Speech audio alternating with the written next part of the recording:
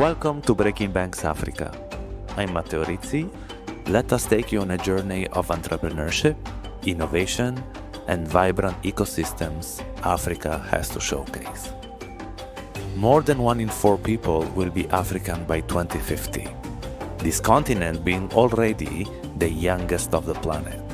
You can't miss these stories. This is Breaking Banks Africa. Let's roll. Super excited to start this new series of podcasts, and I'm here with Adewale Yusuf, the CEO and founder of AltSchool. AltSchool Africa. Yeah. Exactly. Thanks for having me. So Ade, for we have been I know. I It's don't been a know while. 10 years maybe or Yes, more than something. 10 years. More than 10 years. So tell us a little bit your story. Yeah. Share how you became the founder of AltSchool. Yeah. What drives you, all this passion for capacity building, Yeah. and so on. So thanks for having me. It's good to be here, and it's good to be in Accra, Ghana. I think I was here last year too, or maybe 2 years ago for One Star. So for me, I've been a founder for like 15 years now. I've been on this crazy journey building in Africa and also building for Africa, because also now I'm not just building in Africa and also building for Africa and also the global market. So for me, I started with TechPoint officially. My first brand is TechPoint Africa, which is still running today, which is a media complaint for media publication, informing people. Then after that, I realized there was a gap. There was also opportunity. How can we connect Africans to global opportunities? And that was why we started Talent Cure. Then out of Talent Cure came AltSchool, where we are able to now educate Africans. And we've been able to do that we've been able to kind of engage over 100,000 learners from over 100 countries, not just Africa, even in the US. Whenever I'm in US, UK, I always meet some of our students. And even in Ghana here, I've seen some of them just came to meet me like, hey, I'm an scholar, all those things. So the impact for me has always been like impacting, empowering people. Is the same thing, democratizing opportunity for everyone. And that has been. Ade, what is the problem in Africa with education? I mean, and the ones that are following this podcast for a while, they know that capacity building, upskilling is not only something that I'm really passionate about, Yeah. but with Time Pledge is something I try to act upon. And I know that one of the problem is that, of course, the education system, and I don't want to generalize, but in the continent, cannot really compete on average, Yeah. with, for example, Western economies education system, which means that good founders like you all of a sudden go to the US Yeah. to build a company. Yeah. So this is one of the problems. But what else is there? So I think when it comes to education, with now that I've traveled far and wide, I realize like education is broken everywhere, literally. So it's not only an It's not African in problem. Africa. It's just like it's very sad that we are on the far end of it. You understand? Because for some countries, when you look at countries like America and some of they've been doing it for centuries. You understand? And so they've been doing it for centuries. But when you look at for our own, we're trying to also solve it. But how can we solve it at scale? The sad part also is the world now move very fast. Last week, maybe 2 weeks ago, I was at the biggest education conference on the world in San Diego called ASU GSV. It's actually EdTech where everyone is talking. And trust me, people are so confused, even the leader in education. Oh, wow. Because now AI is disrupting everywhere. So I see confusion in people's face. Just imagine when we were in a place now trying to figure things out, there's this guy called AI from somewhere just disrupting it. But one of the things I see is we're going to leapfrog a lot of things. We're going to see education impacting things, changing the way we learn.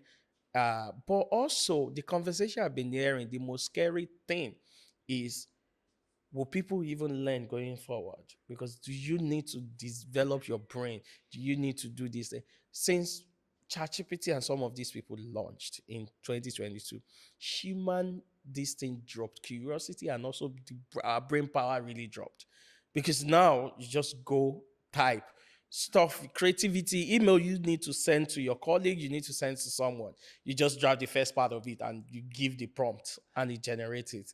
And so the part where we used to think reduced drastically. And what would be that impact in the next 10 years? I don't know. Because definitely there will be an impact. It just depends on how it's going to be positive or negative. And but for us, Africa will continue. We don't have enough infrastructure. We don't have enough classroom. We don't. And we can't build enough classroom to actually get people into it. And the method of learning is changing. And there's just no straight answer right now. And while we're still figuring it out, there's now AI.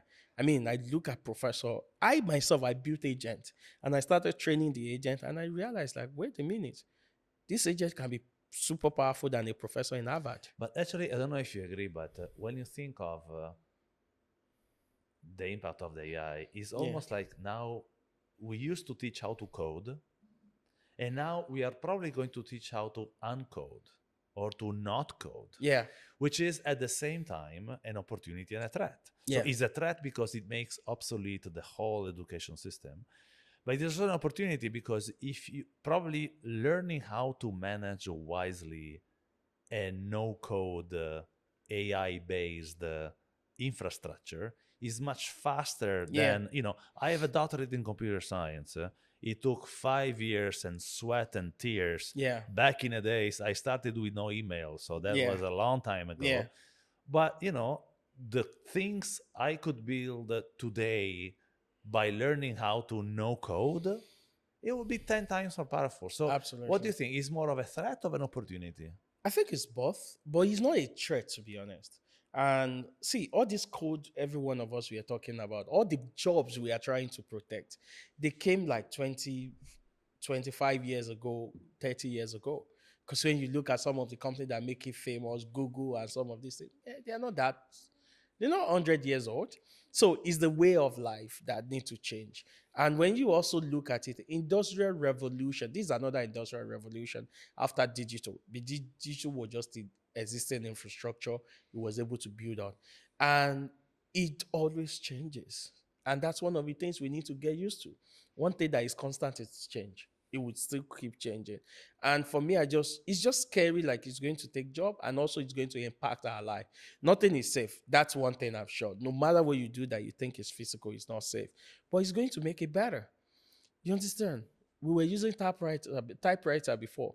Now we use computer, we use laptops. But also, we're not going to be using much typewriting in the future. It's going to be voice command because we're going to get used to voice. So a lot of things will change. And I think something about us as human is going to be, how do we change?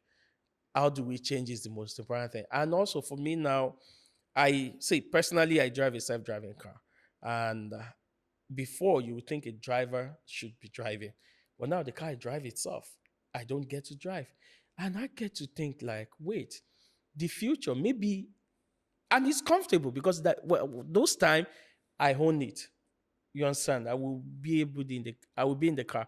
Then I'm just like, when you look at the Bible, because I'm a Christian, I look at the Bible, I'm like, in the beginning, when they said God actually stopped working after the 7 days, he outsourced the job to us. So maybe it's time for us to outsource it to AI as well. But what we will be doing is the most scary part. But I think we are human. Human always evolve.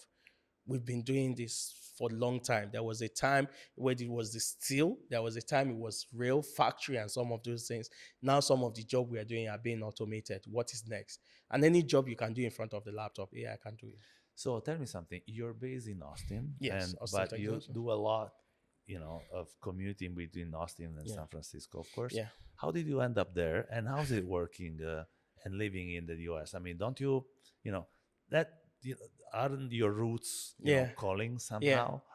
See, I think for us, you get to a time, number one, to start, you just get to a time like you just also evolve.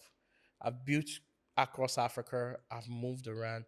Then I got to a time like, okay, what is next? I just went to the US. I'm like, oh, okay, not bad.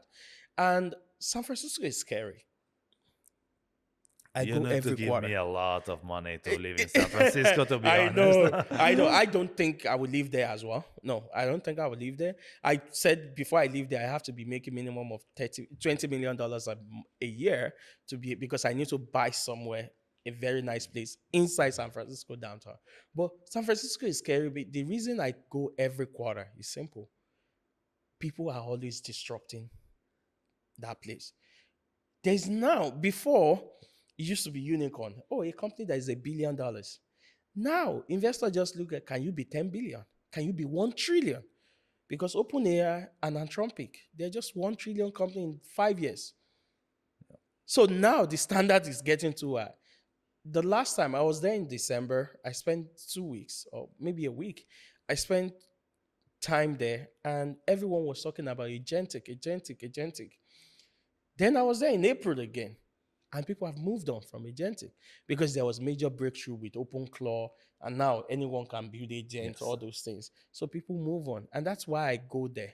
But I live in Austin because Austin also has a bit of tech and also is balance. It's a lot balanced because I have family. I need a place for it. But San Francisco is just work. People just wake up to work. But also, San Francisco is a capital density.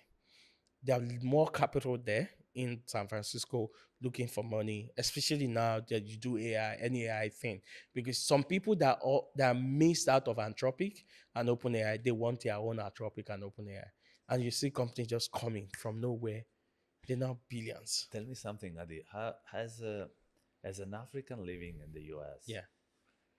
what is the approach of the investors, and like tell me a couple of stories, Yeah. the unshareable stories, because like true that Africa is now, let's say, in the radar to Yeah. some of Yeah. the big funds, Yeah. but for Silicon Valley is a big stretch, right? Yeah. So, Yeah.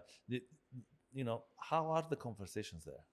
So this is the reality on ground now. And it's okay for people not to want to talk about it. But the reality is, some 4 years, 5 years ago, Africa was exciting because there was nothing exciting in in US and San Francisco again. But now, investors are back in San Francisco. You can't even talk to investor. The moment you mention, they're gone. You understand? They just gone. They just like, we don't care. It has to Like, be in the second half of the exactly. alphabet, Exactly. like in the last three letters or something. Exactly. So they just look at it like, can your market give us the return we're looking for? Imagine someone that invested at maybe 20 million valuation at Anthropic. Now they're looking at the company's 1 trillion. People are looking for that. So everyone is now like, where's the market? And also don't forget, like, US right now with AI, US is rewriting the entire commerce, the entire business back, because there's opportunity there. And this is the biggest market in the world. It's the biggest consumer market in the world. So now everyone is back to fighting. But that doesn't mean that's the bad thing. I mean, that's the end for Africa. No. It's now time for us to restructure that. What do we need? When there's the free capital is no longer there, what do we need to fix? How do we need to manage resources? And that's one of the things we just need to do right now. Also, government need to step in. The local capital need to come in and help people. So we need to do business. And also private equity is also looking at the market. Now it's a different time from 2022, 2021, 2020, when everyone was crazy, everyone was digital. And so, but AI is changing the landscape right now, and that's just it. And for me, yeah, the calling is Africa. I build for Africans more than I just think I'm building for Africa. So I can build for Africans anywhere because Africans are in the US, they're in different places. And that's what we see. AltSchool has learners from over 100 countries, not just Africans. I've seen someone from Mexico. Is it a Mexican that is at AltSchool? I've seen it. One of our best students late last year was from Jamaica. She's never been to anywhere here. So we built something that is global. And that's one of the reasons why I'm positioning that whatever I'm building now, what is global? And that's one of the things I'm trying to do right now. Like, one of the major problem I had at AltSchool is what I'm stepping out to solve now, because it's still part of the talent ecosystem I'm building. So yeah, you mentioned that you will keep building, right? So Yeah. there is a next phase. So Yeah. now you're like recruiting someone Yeah. to oversee AltSchool, and Mm. then the idea is you're building something else, right? Yes. So we are the board. We are in a place where we are hiring someone because for me, I spend more time in the US now. So and Africa operations sometimes you just have to be here to make sure you do. So we're hiring in the leadership role to be able to spread. Also, one thing is want to deepen our resources, our feet in Africa more. But for me personally, one of the problem I'm trying to solve is leadership. Recently, Money Point CEO got really some strong backlashes on social media when he mentioned about talent we don't have. And for me, we have the talent, we just don't have. We have a skill gap, we have experience gap, which is the problem. We don't have talent that have skill to 1 billion, 5 billion. We don't have that much of them. The density is not there. And you can hire them now and come back. So one of the problem I'm trying to solve right now is I want to hire some people because I have a company in US now. We're a US company. So we're having helping company now get a part-time talent. For example, if you're running a payment company here, I can get someone that is ex Stripe to help you build, to help your team, You will to be work like a with you. fractional Yeah, it will be co-founder or fractional. Yeah, fractional leadership or something. fractional leadership, not even co-founder now, because also it's not about equity or anything. We are taking care of the back office. We're just like, oh, this talent can work with your team.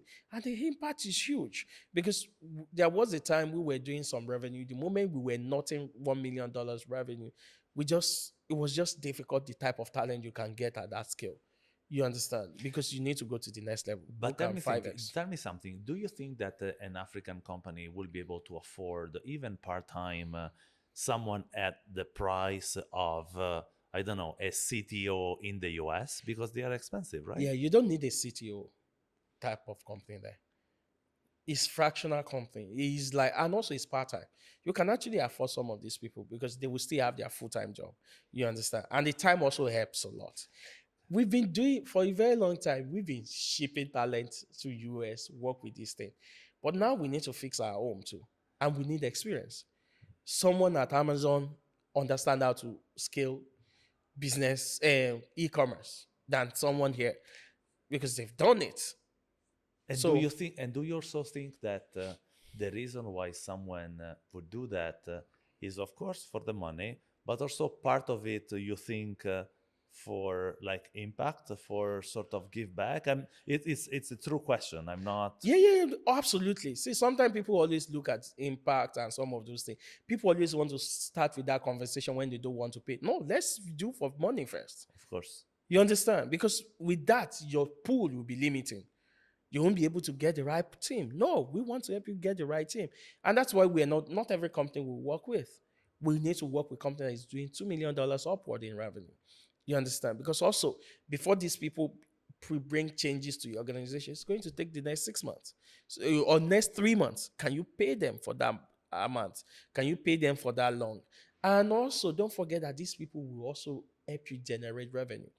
Sometimes we do this thing like, oh, penny wise, pound foolish kind of a thing. We want to hoard the mistake. It's a mistake I've done. We want to hoard what we have in hand. Why not trying to get the next thing? Absolutely. Because these people will provide value on your system. They will scale your team. And it's going to be a painful process, but a solid process. These are not consultants. They work with your team because consultant word is abused. Consultant will just come, they will build process. Who will execute? No, we need execution. We need someone that can say, hey, I have 1 billion, I've processed 10 billion. We need someone from JP Morgan to help a bank in Ghana and say, okay, we can actually, this is how we did this thing. Or bank in Kigali, or in Nairobi, or a fintech in Lagos. Just say, this is what we did at Stripe. This is how I did at Stripe. This is what we did at Stripe. Those talents are what we're doing. But the moment we start our foot forward with impact, we kill the conversation. Right now, I'm not doing it because for me, I just wish I had those type of talent. Imagine when we were just knotting that roof. We get someone from Coursera and say, okay, when we were at $1 million, this is how we scale to $10 million. The conversation will be different. The pain will be different because eventually we will burn out and we won't be able to scale. And also, that's one of the things. So I spent time in San Francisco. I was with a lot of African talent, and I realized because whenever people are coming to US, they reach out to me. But like, we don't have the network, we don't have the strong stuff. Because investor in the US, when they see number and proper structure, they won't have a choice. They will invest Of in it. course. But we don't have proper structure. Does the company have a name already? Yes, it's called Blue Work. Blue? Bluework.io. Blue Work. Okay. So So blueworkforce.io. So it's just bluework.io. That's what we did. I'm officially even mentioning it here and also trying to use this conversation to actually talk to people because we just need to fix our home. I was at San Francisco. I mean, I spent time in the US and all those things. And being African is always going to be part of me. I can't drop it, no matter how much I see. And I'm also one of the few people that is privileged in the sense that I'm not tied to any company. Some of my company have been running fully. I've been a founder for like 15 years now. So this is what I do. But I see this gap. Every one of us, we just need talent to help us. And there's no way you can build a cat to be a lion. But if you process, these people come, they train, they build process for your team also realize like, oh, this is how to scale this structure. I've worked with some talent. I mean, I've had conversation, get to work with some talent at Amazon and some of those things. Whoa. The way they another think is league, just right? different. Another league. We will be following the progress, Yeah, Brewer, yeah, my friend. And yeah. I hope that when you come back in our next event, you will tell us the progress. Absolutely. And if you know also any founder, I would be should be making a post soon. If you know any founders that do it, but we don't work with any founder. Let's be beyond like $1 million revenue. We don't, because also you need to get to million before you scale it.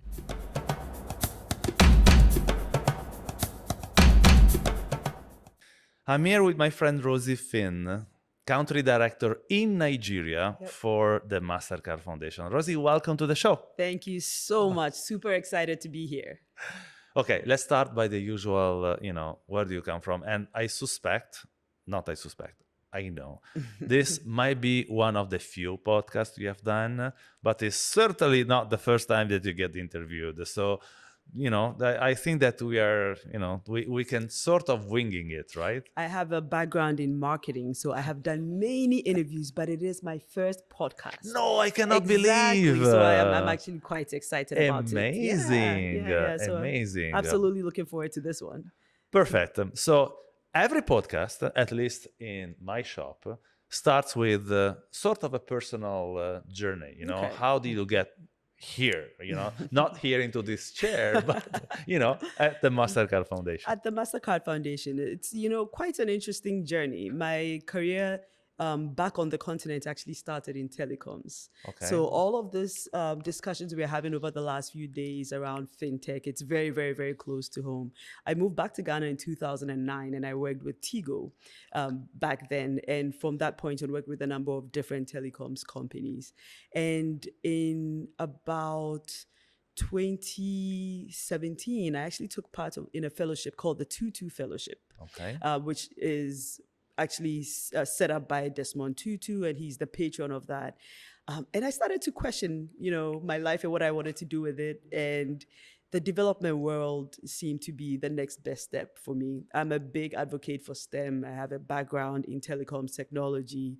I do a lot of mentoring of young people, and that's all the kind of work that is relevant at the Mastercard Foundation. So got an opportunity to actually start out in Ghana, where we are currently as the country director, and the rest, as they say, is history. So I joined the foundation in 2021 and moved to Nigeria in 2023 to become the country director there. And that's where I've been the last few years.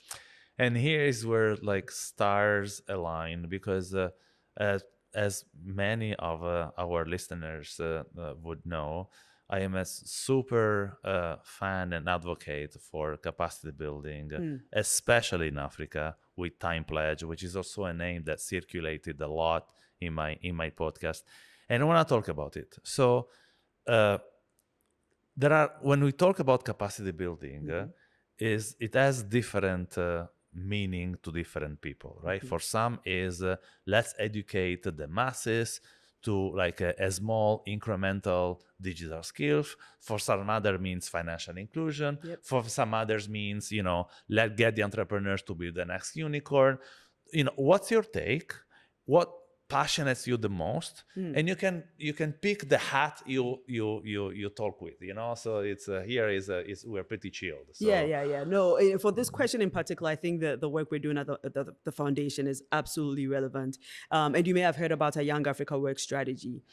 And the goal of that initiative, of the strategy, is that by 2030, we want 30 million young people in Africa to be enabled to have dignified and fulfilling employment, right? So 30 million young people looking at... So you want to create 30 million jobs? We can't create jobs if you think about it, right? And so we're very clear about that. We want to enable and put the structures in place for jobs to happen. As a foundation, I think we're being a bit presumptuous if we think we can create jobs. It's not Fair what enough. we do.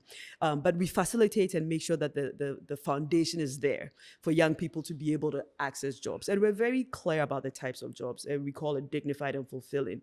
And there are very clear metrics on how we track what that means. And those metrics, interestingly, were developed by the young people that we work with. We didn't sit in our offices and determine what they are. So they thought about things like the work we're doing has to be at a certain income. That's important to them. It has to also be something that they're passionate about. It has to be something where they feel respected. So there were some metrics they looked at defining what dignified and fulfilling work will be. Now, capacity building is one of the pathways to make these job opportunities available to young people. And you mentioned many different pathways to get in there. And I agree with you. They're all right. They're all correct. And what we do at the foundation is have a number of different programs that caters to all of these different types of job opportunities and pathways, right?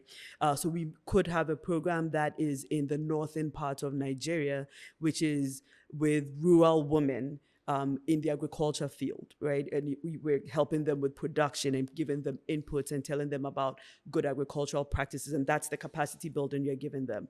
We could also have another program that's in Lagos, where you're looking at young people who have maybe some level of education and want to go into gig work. And so with that, it's a very different type of capacity building and skilling, and then giving them the tools required to be able to efficiently do gig work and attract international clients, etc. So across this gamut, we work. And it cannot be one-dimensional because the youth that we're working with are not one-dimensional. If you look at a country like Nigeria with 230 million people, 70% of them being under the age of 35, that's a lot of young people, and you can't have a one-size-fits-all approach. So we take a couple of different ways, reaching the young people and giving them the capacity building required. But that definition of capacity building, I think the most important thing in all of this is it is not a one-size-fits-all, and it has to be catered to the need and where the young person is at that point in time. You mentioned Nigeria that per se is an ecosystem with maybe slightly even different challenges, that other regions in the continent, Yep. Because of the scale, because of the maturity of the market. So on one side, I would say, okay, I spoke with a lot of academia across the continent, and certainly there are regions in Africa where education, especially in STEM faculties, clearly lacks. Yeah. Okay, maybe Nigeria less so. Okay, at the same time, can we talk a little bit about the challenge of the scale? So there are no chances that even if we are successful in upskilling the millions of Africans between 20 and 25 today, that in Africa there will be enough jobs for them to fulfill. You're 100% right. It's a fact. Yeah. Okay. So what are the avenues to overcome this or to tackle this? I suspect that sooner or later the word AI and could help, both in how to we upskill them, as well as for the opportunities that maybe countries from overseas can hire people here. Yes. Because typically the digital work is the easier to demobilize, right? That's true. But there will be more for sure. So what's your take on this? No, that's an interesting question. And I think, there's some statistics that speak to this that are quite interesting. Coursera, which is one of the most popular learning platforms, has done a lot of analysis around this, talking to lots of people. The World Economic Forum has done a lot of, future of jobs report. And one of the things they said, which I found quite interesting, is that 92 million jobs across the globe will be disrupted, right? But for that 92 million jobs that are going to be disrupted, there's 78 million new jobs that are going to come, which if you skill But appropriately. 92 like is the type of jobs, is not is 92 Exactly. million type of jobs would be okay, Yes, interesting. yeah. Okay. It's a very interesting report. So they looked at and this is between 2025 and 2030. It's a very specific wow, okay. time frame. And what that tells you is that people just need to be thinking about the work opportunities differently. And one of the things we've then noted is the importance of entrepreneurship. Right. So at the foundation, a lot of the focus we put, especially in countries like Ghana, in Nigeria, especially where the entrepreneurial spirit is already strong, it exists. There are a lot of entrepreneurs already. The problem is they're survival entrepreneurs. They're doing it as a means to an end versus in a way that can be scaled to become a true livelihood, right? So where we come in then is how do we put the structures in place to actually unlock barriers to make entrepreneurship more practical and a real source of livelihood. And there's some common barriers that we've seen: access to the right types of markets for these entrepreneurs, access to financing, which is a huge bottleneck for a lot of the entrepreneurs. And one of the things you mentioned, having the right skills and capabilities. It's some of the technical skills, but it's also some of the soft skills. And it could even be basic digital skills like how I market better using social media, etc. Right? So in all of these, it's as a foundation, truly figuring out where we position ourselves and let young people know that entrepreneurship is a true viable career path, right? Otherwise, from what you said, which is absolutely true, there's about 12 million young people who come into the workforce, and as we know, there's only about 3 million jobs that are available. These statistics tell you that you need to do something different and you need to learn in a different way. And our job as the foundation is to provide some of those guardrails to make that possible. So entrepreneurship is definitely one of those pathways. But a second one that I think is absolutely critical is you hear this a lot of the time where, founders of large organizations will say, I had 500 work opportunities, but I could not find the right talent to fill those jobs. There is a mismatch between the skills that young people are developing and what employers are looking for. And I think where we stand is also the opportunity to better create a railway between skills coming out and the jobs that are available. One of the statistics in Nigeria that was super interesting for me, we did some research with McKinsey a couple of years ago, and they showed that only 26% of young people coming out of school, tertiary education, were studying things that were relevant to the job market. Wow. A lot of them were doing roles in areas that were already being disrupted. So you've lost the battle the day you came out of school because you're not studying what people care about, right? So then you'll have to do micro courses, and that's where all of these things come into play. But that's the fundamental part. How do we ensure that young people are getting the right skilling that is more applicable to the demands of employers? And there's a number of programs that we are working on that will better match that. So if you're talking about even TVETs, what are the skills, the outputs, the outcomes, and how do we even get employers involved in this so that they are also more able to outline, this is what we're looking for, so that we skill for the jobs that are available versus this current mismatch that exists. So, Rosy, if money was not a problem, but instead of Nigeria, you had to, tomorrow you become the country director of Guinea-Conakry. Okay. Or for, I've said Guinea-Conakry because it's like maybe 10 million-ish people. It's much smaller. Exactly, much smaller. Francophone, so a different culture as well. With a sort of, and of course, assuming that, language was not a problem either, which I'm pretty sure it isn't. So what would be like the first 3 or 4 things that you would do? Because in Nigeria, the infrastructure is there. And also, let's say that it's easier to find co-investors or enablers or even institutions to fund to be able to deploy. You Yeah. guys cannot do everything yourself. That's 100%. not the principle, right? At all. So how different would be, or how different would be the approach in a much smaller country? It's an interesting question, but this is the interesting part about the scale of a place like Nigeria. The things I can do in the south of Nigeria, Lagos, etc., I can't do it in the north of Nigeria, which is almost like a different country. Oh wow! Okay, I didn't think of it. Because of the issues and the insecurity, you can't even get to that part of the country. It's a completely different world, and so those problems actually do exist there. But let's go back to your principle, which is if it was a much smaller, different country, how would the approach be? I think there's some fundamentals that remain the same. In Africa and across most of the continent, agriculture is still one of the most viable work pathways. You would start there, basically. We would still start there. It would be my view. And we have done a lot of, when we were thinking about moving our operations to Africa fully, which the foundation did around 2019, 2020. We did a landscape of most of the countries. We're currently in 7 of those countries, but we have a pretty strong understanding across. And when I say we're in 7, that's where we have physical offices and presence. In all of the other countries, we actually have work that we do through partners. The foundation works 100% through partners. We don't implement any of our own programs. And some of our programs, so we have programs in Sierra Leone, Liberia, Cameroon, places where we don't have offices, but we have extensions. But what we recognize is that thinking about food security, etc., agriculture is still a fundamental place to play. We have the arable land.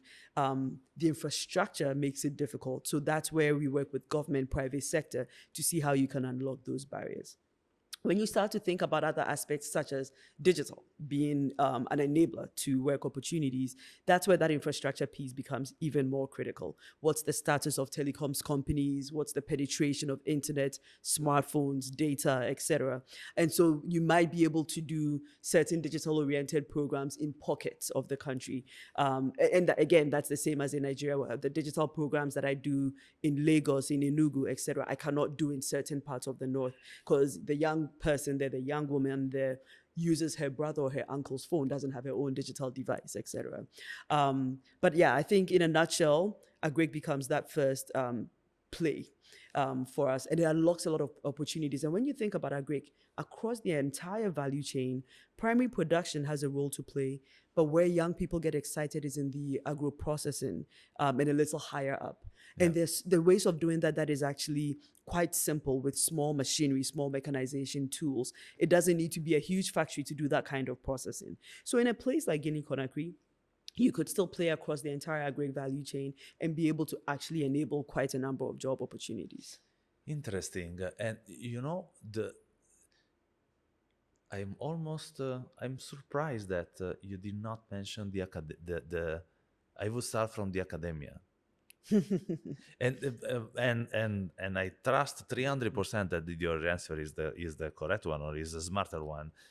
But and I mentioned Guinea-Conakry because I happen to have spoken to a couple of universities there that have a very, I want to say, weak STEM infrastructure, system. Some of them, they don't have a computer science lab. How do you say, lab or special or faculty, right? So they have information services, something like this. And I said, okay, it would be so easy to leapfrog the way you teach to these young STEM students, from literally the horse to the Tesla by teaching them how to know code instead of code, But then I said, okay, but this will not put food on their tables. Yes. So that's why you said... that is exactly, but it's also two-pronged. One, a lot of the young people are looking for that immediate ability to earn an income, right? So I don't disagree that the pathway of strengthening education systems is important. You're 100% right. It's important. But the number of young people who fall off and even get into the tertiary institutions becomes a very small percentage, right? I think in some across Africa, to get to the tertiary institutions that you're strengthening, sometimes it's as little as 9% of those who go from primary into secondary into tertiary. So if you focus there fully as the first step, you've eliminated a lot of the young people who already exist in that market. So it's relevant, and I think it requires strengthening, and it's a play that would happen. And that's why a lot of the programs we do are multidimensional.